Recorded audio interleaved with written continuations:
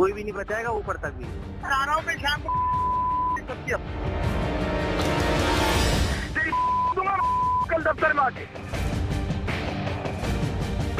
लाल मैं बोल रहा हूँ थोड़ा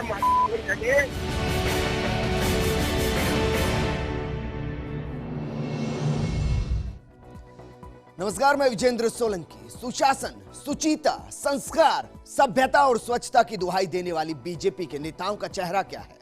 इसकी पहली तस्वीर गुंजल ने दिखाई और दूसरी तस्वीर पार्टी से निष्कासित ना कर, निलंबित कर बीजेपी ने दिखाई। लेकिन बीजेपी के नेताओं की गालियों से भरी फिल्म के लेखक सिर्फ गुंजल नहीं है, बल्कि जैसे ही गुंजल की गालियों से भरी फिल्म सबके सामने आई, एक एक कर कई नेताओं की जुबानी दलदल दिखाई देने लगी। आज बात होगी बीजेपी के गालीबाजों की। फहरिस्त बहुत लंबी है, एक एक कर हम आपको सारी दिखाएंगे। और इस दौरान कांग्रेस की तरफ से मेरे साथ लोकेश शर्मा जुड़ेंगे और बीजेपी की तरफ से मेरे साथ बसंत चौधरी जुड़ेंगे, जो कि अभी तक आए नहीं हैं। बहरहाल बात होगी बीजेपी के गालीबाजों की।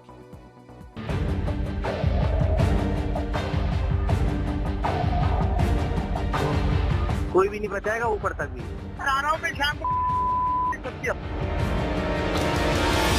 तेरी दूंगा कल दफ्तर में आके। लाल मैं बोल रहा हूँ थोड़ा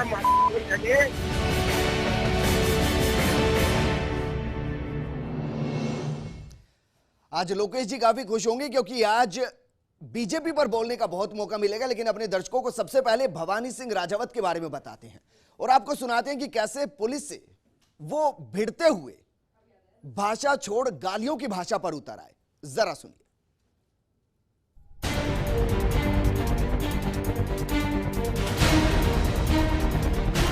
निकाल लेना दिमाग से। गुंजल की गालियां, गुर्गे की गालियां, लेकिन भला हाड़ोती के गालीबाजों में भवानी सिंह राजावत कहां पीछे रहने वाले।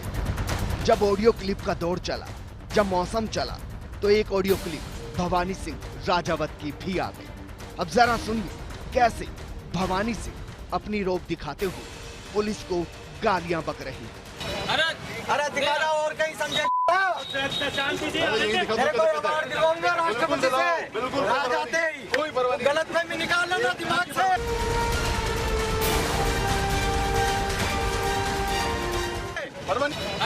अरे दिखा रहा और कहीं समझे और कहीं समझे। भवानी की जुबान जहां तक नहीं रुकी, इससे आगे बढ़ते बढ़ते मर्यादाएं लांघ दी गई और पुलिस वालों को सुरक्षा की जिम्मेदारी के नाम पर क्या कुछ सिखाया गया और कैसे सुनाया गया, जरा ये भी सुनिए। निकाल लेना दिमाग से।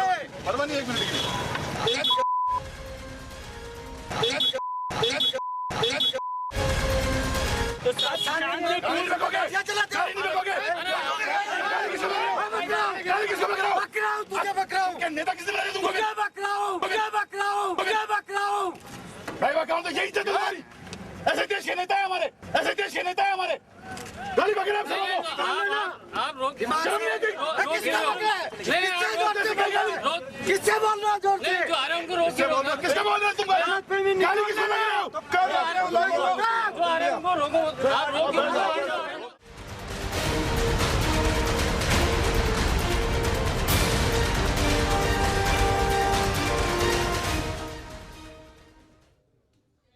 तो बीजेपी के अंदर नेताओं की बदजुबानी की ये सिर्फ बान की भर है। हम आपको दिखाएंगे कि इसके अलावा इस फहरिस्त में कौन कौन और आ जुड़ा है। लेकिन उससे पहले बसंत जी, मैं आपका रुख करूंगा। क्या वाकई में बीजेपी की शब्दावली के अंदर सिर्फ गाली गलोच है और संस्कृत, सभ्यता, सुशासन की जो बात करते हैं वो सब वैचारिक और सिर्फ बयानों के अंदर आने वाली भाषा है? देखिए, इस प्रकार की बात नहीं है। ये एक दो विधायकों की आप जो बात कर रहे हैं, बहुत विधायक हैं भारतीय जनता पार्टी के।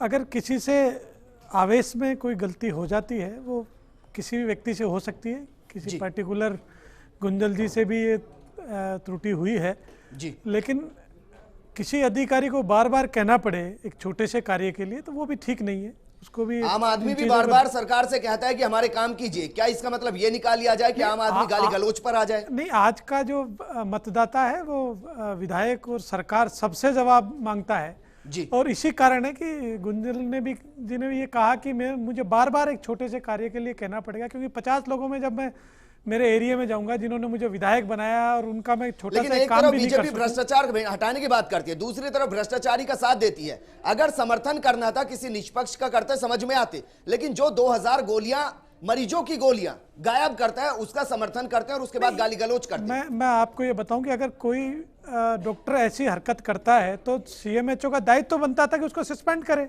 उसके खिलाफ चार्जशीट जारी करे। अगर कागजी सिर्फ मुंह जबानी जमा खर्च से तो काम होता नहीं है। जिस भी अधिकारी, जिस भी डॉक्टर ने अगर ऐसी कोई त्रुटि की थी तो उसे सस्पेंड करना चाहिए था। चलिए, तो वो बसंत किसकी जी, बसंत जी, कमजोरी है? रोकना चाहूंगा, शायद जानकारी अधूरी है। मैं अपने दर्शकों को बता दूं कि बाकायदा ब्लॉक सीएमएचओ जो है उसने विनोद मौर्य के खिलाफ पूरी रिपोर्ट तैयार की, सीएमएचओ को दी, संयुक्त निदेशक को दी, लेकिन 1 महीने में कोई कार्रवाई नहीं हुई। मैं लोकेश जी आपका रुख करूंगा, क्या जिस तरीके की बदजुबानी यहां पर देखने को मिल रही है, ये उस वोट का साइड इफेक्ट है जो बंपर मात्रा में बीजेपी को मिल गया?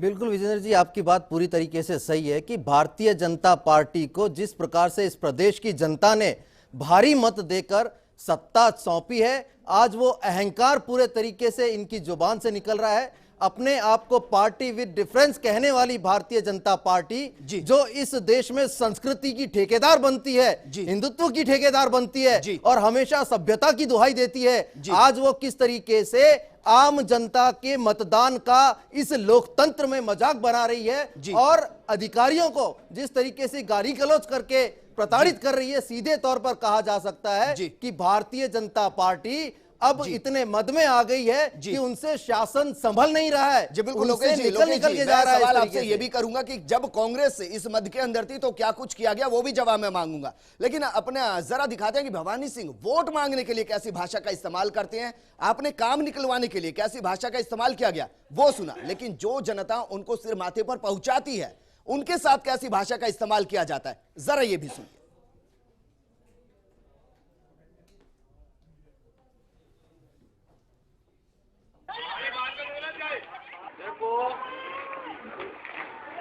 आज मैं तुम सबसे खरी खरी बात करने आया हूँ,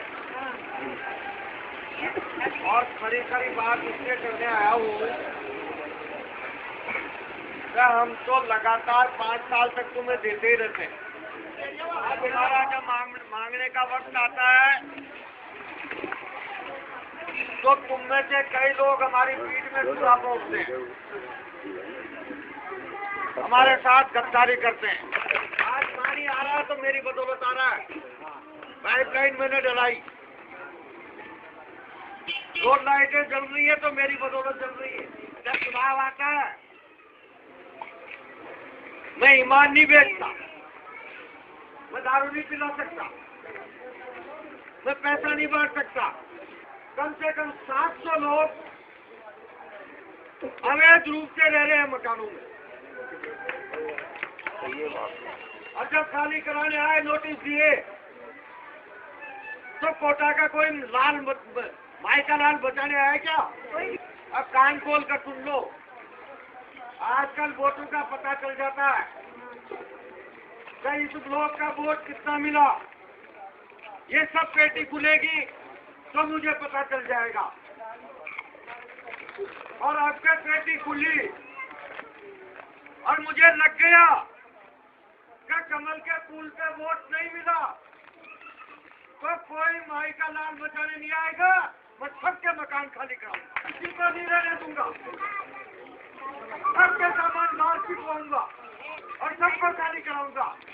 इसलिए कराऊंगा कि मैं तो मदद करूं, अब तुम मेरे पीठ में छुरा भोंको, मेरे साथ गद्दारी करो, ये नहीं चलेगा। और अगर पेटियां खुली, मुझे लगा कि तुमने मेरे ऊपर भरोसा किया और कमल के फूल पे वोट दिया,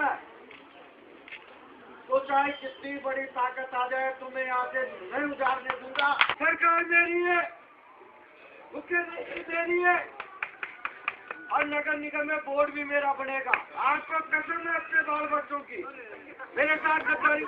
तो एक तरफ पुलिस वालों को गालियां देते हैं और दूसरी तरफ वोट मांगने के लिए कहते हैं कि अगर वोट नहीं दिया तो घर तोड़ दिए जाएंगे। बहरहाल इस दलदल की शुरुआत हुई थी गुंजल के साथ, जिन्होंने सीएमएचओ साहब यादव साहब को किस तरीके की भाषा का इस्तेमाल किया गया तो वो हम आपको सुनाएंगे, लेकिन फिलहाल हमारे साथ आरएन यादव जी जुड़ चुके हैं जो कि सीएमएचओ हैं, और जो ये दलदल शुरू हुई है वो उन्हीं के साथ जो गाली गलौच हुई उसी से शुरू हुई। यादव जी, सवाल मेरा ये है कि आपके जो सरकारी तंत्र के अंदर जो अभी तक की नौकरी है उसके अंदर क्या पहली मर्तबा ऐसा हुआ कि कोई विधायक इस तरीके की भाषा का इस्तेमाल करता है, या कांग्रेस के दौर में भी ऐसा होता था? नहीं नहीं, ये पहली बार ऐसा हुआ है मेरे साथ में जब जी। किसी विधायक ने जी। इस तरह की भाषा का प्रयोग किया है। क्या उसके बाद सरकार के किसी भी नुमाइंदे ने आपसे बात की कि आप अपना इस्तीफा मत दीजिए, हम विधायक के खिलाफ कार्रवाई करेंगे? जी, परसों भी मेरे पास हमारे माननीय मंत्री महोदय का फ़ोन आया था। उन्होंने मुझे आश्वस्त कर दिया था कि आप निश्चित रहे, ये जो किया है गलत किया है, मैं इसको पसंद नहीं करता। कल भी मेरे पास मंत्री महोदय का, माननीय मंत्री महोदय का फ़ोन आया था कि आप घबराएं नहीं, हम आपके साथ हैं, सरकार आपके साथ है, और ये जो कृत्य जो किया है ये गलत कृत्य है। लेकिन क्या आप मानते हैं कि जो निलंबन की कार्रवाई यहां पर की गई है वो काफी कार्रवाई है, या कार्रवाई इससे बड़ी होनी चाहिए थी? मैं कार्रवाई न तो निलंबन वाली चाह रहा हूँ न कुछ चाह रहा हूँ, मैं तो ये चाह रहा हूँ जो मैंने एफआईआर दर्ज कराई है जी उसका पालन किया जाए, जी। क्योंकि कानून से कोई बड़ा नहीं है। और जी जब तक बिल्कुल कोई बिल्कुल कानून, यादव जी, कानून से बड़ा कोई भी यहां पर नहीं है, लेकिन कानून ऐसा बना दिया गया कि जब भी विधायक के खिलाफ कोई कार्रवाई की बात आएगी तो फिर सीआईडी सीबी जांच करेगी, और आज तक का इतिहास यहां पर गवाह है कि कोई खास जांच की नहीं गई है, यानी कि गुंजल साहब का मुद्दा जो है वो ठंडे बस्ते में पड़ता हुआ दिखाई दे रहा है। अब मैं बसंत जी आपका रुख करना चाहूंगा। यादव साहब हमारे साथ बैठे हुए हैं, आपको भी ध्यान होगा कि बीजेपी ने कोई कार्रवाई नहीं की, कार्रवाई या कहें एक्शन केंद्र की तरफ से लिया गया।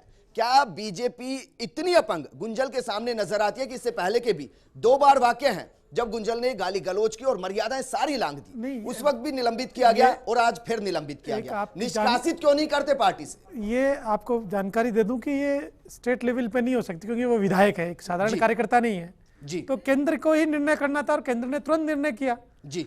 और ये पार्टी के संविधानों के अनुरूप जो कार्रवाई करनी चाहिए थी तुरंत प्रभाव से, मैं कहता हूं कि इतने कम समय में जो पार्टी ने निर्णय लिया और तुरंत निलंबन किया, तो ये बहुत बड़ी बात है। इसको आप इतना छोटा मत लीजिए कि इतनी बसंत जी अपनी पार्टी पीठ मत से थपथपाइए। आप ये कहकर कि निलंबित कर दिया, निलंबन कोई सजा नहीं है। जिस व्यक्ति ने इतना बड़ा अपराध किया हो और जिसके खिलाफ एफआईआर दर्ज हो, अगर सरकारी तंत्र उनके खिलाफ कोई कार्रवाई नहीं कर रहा है, इसका मतलब सीधे तौर पर सरकार का साथ है। उन गुंजल महोदय के खिलाफ एफआईआर दर्ज है, उनको सजा मिलनी चाहिए और उनको शिक्षकों के पीछे किया जाना चाहिए। क्यों नहीं कर रही है सरकार ये? लोकेश जी किस मुंह से बोल रहे हो? लोकेश जी किस मुंह से बोल रहे हो? मुंह से बोल रहे हैं। कल तक आपके मंत्री, हमारे मंत्रियों की बात आप कब तक करते बलात्कार कर करके महिलाओं पे अत्याचार करके बाहर डोल रहे थे, बकवास कर रहे हो, फालतू कर रहे हैं आप। जिनका अरे नाम आपको आप शर्म बार-बार आनी चाहिए, लेते आप तो हैं, बोलने लायक उन ही नहीं हो। लोगों को कांग्रेस की सरकार ने जेल में बंद कर रखा है। अगर आप ये बताइए, अगर आपने इस अपने स्थान पर विधायक को बीजेपी की जगह जेल में कांग्रेस बंद होती करने ना, की हिम्मत तो है? ये कार्रवाई भी नहीं आपने करती। लगातार ये जो आज तक क्लिपिंग आ रही है,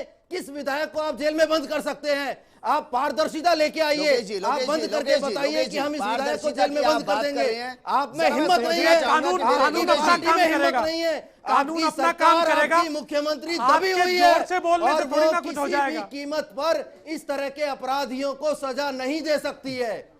लोकेश जी मैं आपके पास आऊंगा और आपसे जानने की कोशिश करूंगा कि जो सर्कुलर जारी किया गया था कि सीआईडी सीबी विधायक की जांच करेगी, वो किसके दौर में किया गया था। मेरे साथ सीएमएचओ साहब जुड़े हैं क्योंकि ये शुरुआत वहीं से हुई थी। यादव जी, क्या आपको लगता है जो तस्वीर यहां पर स्टूडियो के अंदर बन रही है कि बीजेपी हो या कांग्रेस हो, सिर्फ आपस में उलझती रहती है, आम आदमी की तरफ ध्यान किसी का नहीं है? क्या इस मुद्दे पर भी ऐसा ही नजर आ रहा है कि कांग्रेस के किसी भी बड़े नेता ने आपसे बात की कि कांग्रेस विपक्ष में आपका मुद्दा उठाएगी और जब तक आपको इंसाफ नहीं मिलेगा कांग्रेस बैकफुट पर नहीं आएगी? नहीं, मेरे से किसी भी पार्टी के किसी भी नेता ने इस तरह की कोई बात नहीं करी जी। और रहा सवाल जो मेरे शुभचिंतक हैं, वो चाहे किसी पार्टी के हो या बिना पार्टी के हों, वो लोग मेरे को ढाढ़स बंधा रहे हैं जी। और देश की जनता ने मुझे धैर्य बंधा रखा है। मेरे डॉक्टर ग्रुप क्या ने मुझे, सचिन पायलट का फोन आपके पास आया? नहीं आया। क्या अशोक गहलोत का फोन आपके पास आया? नहीं आया। क्या रामेश्वर डूडी का फोन आपके पास आया? नहीं आया। चलिए, अब लोकेश जी जवाब दीजिए। विपक्ष की बात करते हैं, आप कहते हैं कि आम आदमी के मुद्दे उठाएंगे। किसी भी अधिकारी ने, माफ कीजिएगा, किसी भी नेता ने, आपके कांग्रेस के ने अभी तक यादव साहब से बात नहीं किया? क्या सिर्फ राजनीतिक रोटियां सेकना ही राजनेताओं का काम है? देखिए विजेंद्र जी, सिर्फ राजनीतिक रोटियां ऐसे ही सेकने की मान बात सकता है, नहीं है। हमेशा। आप ये देखिए, जब इनको सबसे किसी बंद पहला कमरे में फर्ज बकवास बनता है करना जानते हैं सरकार बस। का, जब एक व्यक्ति एफआईआर दर्ज करवाता है और अगर हम उस वक्त अपनी बात रखने की कोशिश करें तो सीधे तौर पर सरकार कहती है कि ये राजनीति करने आ गए। एक व्यक्ति ने किसी के खिलाफ एफआईआर दर्ज करवाई तो उसमें राजनीति की आवश्यकता कभी नहीं होती है। सबसे पहले एक्शन लिया जाना चाहिए। वो और उस एक्शन FIR की जो बाबूलाल सत्यता नागर जांच के की अगेंस्ट जानी दिखाई दिया था, चाहिए कि वो फलां एक्शन जो व्यक्ति ने महिपाल FIR मदेना के करवाई अगेंस्ट है, दिखाई तो दिया उसका था। क्या रीजन है और उस पर कार्रवाई की जानी चाहिए। जी। अगर उसको न्याय नहीं मिलता है और जब हम राजनीतिक परिदृश्य पर ऊपर उठते हैं तब ये तमाम चीजें आती हैं। और आज मैं आपको दावे के साथ कह सकता हूं कि कांग्रेस पार्टी बिल्कुल पीछे नहीं हटेगी और इन विधायक के खिलाफ जो इन्होंने सिर्फ निलंबन की फौरी कार्रवाई की है उसको लेकर पूरे प्रदेश में आंदोलन करेगी। लोकेश कि जी, ये किस जो फौरी कांग्रेस की कार्रवाई आप है, बात दिखावे कर रहे की हैं? कार्रवाई है। लोकेश जी, इनके 4 खिलाफ दिन हो कानूनी चुके कार्रवाई होनी हैं। चाहिए। लोकेश जी, 4 दिन हो चुके हैं। खुद आपके पीसीसी चीफ हाड़ौती दौरे पर हैं, खुद पीसीसी चीफ हाड़ौती दौरे पर हैं, वो फिर भी बात नहीं करते हैं। आपने उनका बयान सुना होगा जब वो आड़ोती मुझे दौरे बयान पे से थे। मतलब नहीं है, मैं देखिए, इसलिए कह रहा हूं कि आप राजनीतिक देखिए, रोटियां सेकने के लिए आम आदमी का मुद्दा जिस यहां तरह पर नहीं से होता है। लगातार यादव जी, आपने मैं सीधा अशोक सीधा गहलोत आपके जी पास का आऊंगा। बयान देखा, सारी वो धाराएं स्वयं दौरे गैर पे गए जमानती हुए हैं, हैं, लेकिन जो उन्होंने धाराएं उसी दिन गुंजल के खिलाफ जिस दिन लगाई गई ये जिस दिन ये क्या घटनाक्रम पुलिस की हुआ, तरफ से आपको आश्वासन दिया गया कि वो जल्द ही इस मामले के अंदर कार्रवाई करेंगे? हाँ, पुलिस ने कहा है, एसपी साहब ने कहा है कि इसमें जल्दी कार्रवाई होगी। और अब कब तक कार्रवाई होगी, 2 एफआईआर दर्ज मैंने करवाई हैं जी। एक 15 तारीख की घटना का और एक 17 तारीख की घटना का। जी, दोनों में कब कार्रवाई होगी ये तो चलिए यादव जी, हम कार्रवाई के बारे में बात नहीं करते हैं। आपके साथ जिस तरीके की भाषा का इस्तेमाल किया गया, खुद मीडिया भी नहीं चाहता कि किसी व्यक्ति के खिलाफ जिस तरीके की भाषा इस्तेमाल की गई है उसको दिखाया जाए, लेकिन फिर भी मजबूरी है क्योंकि मुद्दों को उठाना है। आपके परिवार के बीच इस दौरान किस तरीके का माहौल बना हुआ है? जाहिर सी बात है सबके साथ कुछ ना कुछ हो रहा होगा। पूरा परिवार, मतलब पूरा जो मेरा परिवार ही नहीं, पूरा समाज मेरा सदमे में है कि आखिर ऐसा क्यों किया, क्या चाहते हैं लोग, क्या मतलब किसी बढ़ते हुए अफसर को इस तरह मतलब कुचलना चाहते हैं या बर्बाद करना चाहते हैं। ये एक डर सा बना हुआ है पूरे परिवार में, पूरे अच्छा, आपने समाज में। इस्तीफा दिया, क्या उसके पीछे पारिवारिक प्रेशर था? क्योंकि जिस तरीके की खबरें निकल कर आई उसके बाद क्या परिवार से प्रेशर डाला गया कि बस अब बहुत हो गया, इससे ज्यादा और क्या? परिवार से भी प्रेशर था। मेरी माँ बुजुर्ग थी और वो वहीं पे थी, वो रोने लग गई थी जी। और मैं स्वयं भी प्रेशर में था, इसलिए मैंने इस्तीफा दिया था। लेकिन अब चूंकि माननीय मंत्री महोदय ने आश्वस्त किया है जी कि आप हम आपके साथ हैं, सरकार आपके साथ है, तो मैं वापस काम करने की स्थिति में थोड़ा आया हूँ। जी, लेकिन वही क्या वापस इसके बाद आपके पास कोई फोन कॉल्स आए? क्योंकि जिस तरीके से हम वहां से जो गुंजल के कार्यकर्ता है वो भी आपसे किस तरीके से बात करें, तो वो भी हमने अपने दर्शकों को सुनाया, बाकायदा दिखाया भी। क्या उसके बाद भी आपके पास फोन कॉल्स आते रहे और इस तरीके की धमकियां मिलती रही? नहीं, उसके बाद मेरे को कोई धमकी वगैरह तो नहीं मिली। जी, लेकिन जो 15 के बाद 17 तारीख को जो हुई थी वो तो आप लोगों को पता ही है। जी, तो उसके बाद तो अभी कुछ ऐसा नहीं मिल रहा। अभी तो जो भी मिल रहा है मेरे को मेरे सहयोग करने वालों का ही फ़ोन कॉल आ रहे हैं और किसी दूसरे का विरोधी का नहीं है। मतलब कोई ऐसा नहीं आ रहा है कि जिससे मेरे को कोई आहत करने वाली स्थिति बन रही हो। क्या उसके बाद आपके जैसे घर हो गया हो, बाहर हो गया हो, दफ्तर हो गया हो, कहाँ वहां पर कुछ ऐसा किया गया? क्योंकि दिलीप शुक्ला ने भी जिस तरीके से आपसे बात की थी वो भी हमने अपने दर्शकों को दिखाई थी। गुंजल की तो तस्वीर हमने पूरी की पूरी दिखाई कि किस तरीके की भाषा का इस्तेमाल किया गया।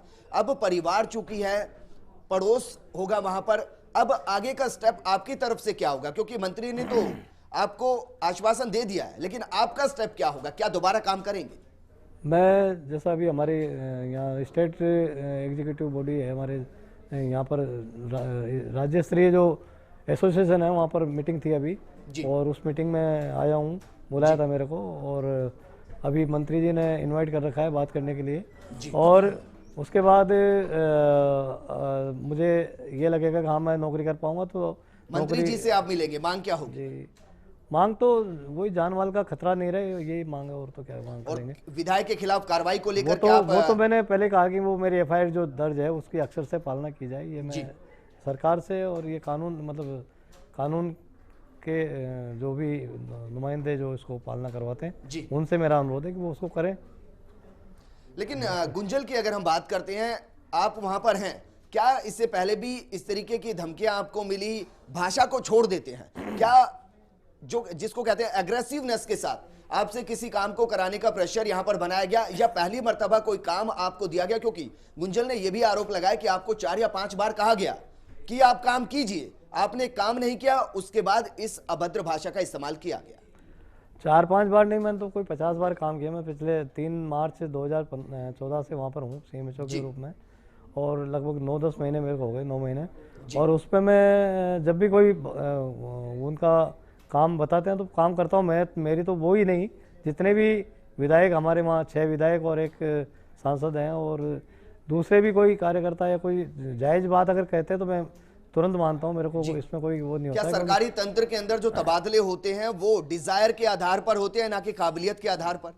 नहीं, ये तबादले तो हमारे वहाँ हाथ में होते भी नहीं है। हम तो कुछ कार्य संपादन हेतु लगा सकते हैं, अदरवाइज तो स्थानांतरण तो यहाँ राज्य सरकार लेवल पर ही होते हैं जी, वहाँ पर जिला लेवल पर नहीं होते। लेकिन जिस तरीके की ये खबर निकल कर आई, आपके ऊपर प्रेशर डाला गया, जबकि वो आरोपी था, फिर भी प्रेशर आपके ऊपर डाला गया। क्या सीधा सीधा ये कहा जाए कि नेता की डिजायर के सामने आपको घुटने टेकने होते हैं? उसमें मैं चाह रहा था कि उसका जो ब्लॉक है वो चेंज किया जाता, लेकिन विधायक महोदय ने उसको वहीं लगाने के लिए प्रेशर डाला। अच्छा, 2000 जो दवाइयों की बात थी वो रिपोर्ट आपके पास भी आई, ब्लॉक CMHO जो उसने आपको भी रिपोर्ट दी, आगे कार्रवाई क्यों नहीं हुई? ब्लॉक CMHO ने जो रिपोर्ट दी थी वो, और उसके बाद वहाँ के जो मेडिकल ऑफिसर थी वो भी रिपोर्ट मेरे पास आई थी। दोनों की रिपोर्ट थोड़ी डिफर कर रही थी, तो उसके लिए इंक्वायरी करा करके और आगे कार्रवाई करना चाह रहा था मैं जी। और उसकी कार्रवाई भ्रमित नहीं हो या कार्रवाई डिस्टर्ब नहीं हो, इसलिए उसको वहाँ से चेंज करना चाह रहा था। जी बिल्कुल, आप सब हमारे साथ बने रहिए, लेकिन सवाल यह खड़ा होता है कि कार्यकर्ता, विधायक, सभापति और अब इस लिस्ट के अंदर मंत्री भी शामिल हो गया है। जी हां, नंदलाल मीणा किस तरीके से पत्रकार से बातचीत करते हैं, किस तरीके की भाषा का इस्तेमाल करते हैं और किस तरीके से गाली गलौज करते हैं, जरा देखिए। बीजेपी की हायरकी को समझिए। कार्यकर्ता दबंगाई दिखाता है, विधायक गाली गलौज करता है, सभापति धमकी देता है, और मंत्री किस तरीके की भाषा का इस्तेमाल करता है, जरा सुनिए। हेलो, हाँ जी हुसैनी। कौन सा हुसैनी? तो उसका दिमाग बढ़ गया क्या? हाँ जी, मैं बोल रहा हूँ। हाँ जी, नंदलाल मीणा बोल रहा हूँ। हाँ नमस्कार हुकुम। नमस्कार। क्या कहा अखबार में, क्या खबर लिख रहे हैं? क्या पूछ रहा है? क्या बोला हुकुम? अखबार में क्या खबर दी देने? मैंने कोई खबर नहीं दी अखबार में। क्या खबर दी? नंदलाल मीणा ऐसा राजा का व्यवहार करता है, लेकर तू को होता गले वाला खड़िए। अच्छा, तो इसमें गाली की क्या बात है? इसमें गाली देने की क्या बात आ गई? आऊंगा तो देश में बोलने का अधिकार नहीं है क्या? अब बोलने का अधिकार मेरे बारे में बोला, अखबार तोड़ दूंगा जान रहे। क्यों किस लिए ऐसा क्यों भाई? ऐसा इसीलिए जो आऊंगा तो पता पड़ेगा तेरे को। हाँ जी, अरे तो आऊंगा तो पता पड़ेगा, ऐसा इसलिए। अच्छा, तो आने का तो वो तो ठीक है, बराबर बात है, लेकिन इसमें इतना आपको नाराज होने का क्या बात है? हमने कुछ गलत बोला है? हमने ऐसा बोला थे, मैंने बहुत बढ़िया बोला। नहीं, मैं कौन हूँ? मैं नागरिक हूँ, प्रताप वर्ग आपके शहर का। आप शहर के सेवक है। अरे आप सेवक है, मैं नागरिक हूँ। नागरिकों की देखभाल करना आपका फर्ज है। देखो, इसमें गाली देने की क्या बात आ गई है, मेरे को समझ में नहीं आ रही। अपन बैठ के बात नहीं कर सकते क्या? बैठ के बात करेंगे, अपने बाप को, खानदान को सबको जानता हूँ, मेरे को। चलिए बसंत जी, मैं आपसे रिएक्शन इसके ऊपर चाहूंगा। कार्यकर्ता, विधायक, सभापति और अब मंत्री, कैसी भाषा? नहीं, नंदलाल जी वाले विषय में मेरी जानकारी में नहीं है कि ये कोई इस प्रकार की गाली गलौच वाला विषय मेरी नॉलेज में नहीं आया। बसंत जी, हमने आपको क्लिप सुनाया है, अब हम उस म्यूट को नहीं हटा सकते, क्योंकि ये हमारी मजबूरी, आप समझ लीजिए कि सीधी सीधी गाली हम आपको नहीं सुना सकते हैं, लेकिन जिस तरीके की गाली का इस्तेमाल किया गया, हाथ पैर तोड़ने की बात की गई है, आपके सामने है। नहीं, मैंने ये सुना नहीं कि कोई हाथ तोड़ने वाली या गाली वाली कोई बात उनकी उसमें फोन कॉल में थी, ऐसी कोई बात नहीं। क्या ऐसी भाषा के दम पर वोट मांगे जाते हैं बीजेपी के अंदर? नहीं, ऐसा कुछ नहीं है। भारतीय जनता पार्टी के कार्यकर्ता सब निष्ठावान कार्यकर्ता हैं, सब समाज में रहते हैं और समाज के बीच से ही जनता उन्हें वोट ये देकर सवाल यहीं पे खड़ा MLA होता है, बनाती है, MP निष्ठावान बनाती है। कार्यकर्ता हैं तभी क्या इस तरीके की भाषा का इस्तेमाल किया जाता है? या तो साथ आइए या फिर हाथ पैर तोड़े जाएंगे, गाली गलौज की जाएगी। नहीं, अब ये सत्य कितनी सत्यता है इन पे, ये तो जांच के बाद ही पता चलेगा। चलिए, ये आपने बड़ा सवाल यहां पर खड़ा किया है, क्योंकि हम आपको दिखा रहे हैं, सुना रहे हैं, 3 दिन से लगातार बजा रहे हैं, लेकिन आप कहते हैं कि जांच की जाएगी। बड़ा सवाल है। लोकेश जी, मैं आपके पास आना चाहूंगा। राजनीति से उठकर बात करते हैं। क्या यह माना जाए कि बीजेपी जुबानी रिएक्शन में विश्वास रखने लगी है और कांग्रेस डायरेक्ट एक्शन में? क्योंकि आपके दौर के अंदर भी घटनाएं कम नहीं थी, आप सीधा बीजेपी पर आरोप लगाएं, कहना गलत होगा। विजेंद्र जी, पहले तो एक बात मैं कहना चाहता हूं कि भारतीय जनता पार्टी की ये प्रवृत्ति बन चुकी है कि किसी भी सत्यता को वो कभी स्वीकार नहीं करना चाहती है। आप जब लगातार इन क्लिपिंग्स को दिखा रहे हैं, उसके बावजूद भारतीय जनता पार्टी के प्रतिनिधि यहां बैठकर उनकी सत्यता पर प्रश्न चिन्ह लगा रहे हैं, यानी सीधे तौर पर वो अपने आप को अभी भी सच्चा साबित करने का प्रयास कर रहे हैं। जी। दूसरी बात जहां तक है कांग्रेस की, तो कांग्रेस में आपने पहले भी इस तरीके के जो अगर कहीं किसी के ऊपर आरोप लगा है, तो एक बात बहुत स्पष्ट कहना चाहता हूं कि कांग्रेस कभी भी इस तरीके के जो काम करने वाले लोग हैं उनको प्रमोट नहीं करती, ना उनको संरक्षण देती है। हमारे समय में बहुत छोटा सा सवाल का जवाब मैं आपसे चाहूंगा, अब दोनों से ही चाहूंगा। क्या सीआईडीसी भी प्रदेश के अंदर एक ऐसी संस्था बन गई है कि जिसके खिलाफ कार्रवाई नहीं करनी हो, उसको इसके अंदर डाल दो, ठंडे बस्ते में मामला चला जाएगा? देखिए, ये तो सरकार के ऊपर है। सरकार ये चाहती नहीं है, भारतीय जनता पार्टी की सरकार ये चाहती ही नहीं है कि उनके किसी भी मंत्री, उनके किसी विधायक, सभापति के ऊपर रिएक्शन चाहूंगा। क्या वाकई में आपको लगता है कि प्रदेश के अंदर दोनों सरकारों ने मिलकर जो सीआईडीसी भी बना दी, उसकी वजह से नेता बेखौफ हो गए? ये देखो, कानूनी मामला है, अब इसमें तो मैं क्या बोल सकता हूँ। मेरा इसमें कोई, मेरी आपकी तरफ से किस तरीके का एक्शन होना चाहिए ताकि आगे से इस तरीके की घटनाएं ना हो? इसमें यही है कि जो एफआईआर दर्ज हुई है उसमें अक्षर से पालना की जाए, चाहे वो राजनेता हो या कोई कर्मचारी हो या कोई अधिकारी हो या कोई कार्यकर्ता हो। जी, चलिए यादव जी, शुक्रिया मेरे साथ जुड़ने के लिए। बसंत जी, आपका भी शुक्रिया मेरे साथ जुड़ने के लिए, और लोकेश जी, आपका भी शुक्रिया मेरे साथ जुड़ने के लिए। वाकई में सवाल यही खड़ा होता है कि आखिर कार्रवाई क्या होगी? क्या महज निलंबन, एक हंटर मान लिया जाए, या फिर एक कठोर कार्रवाई यहां पर की जाए ताकि बाकी नेता अपनी जुबान संभाल कर बात करें और कम से कम कार्यकर्ता और जो आम जनता है उसके बीच में इस तरीके की भाषा का इस्तेमाल ना करें? क्योंकि सभ्य और सभ्यता की बात ये नेता करते हैं, सुचिता की बात करते हैं, संस्कृति की बात करते हैं, लेकिन फिर भी बीजेपी के अंदर गालीबाजों की कमी यहां पर दिखाई नहीं दे रही है। लगातार ये फहरिस्त बढ़ती जा रही है। हमारे इस खास कार्यक्रम में फिलहाल इतना ही। नमस्कार।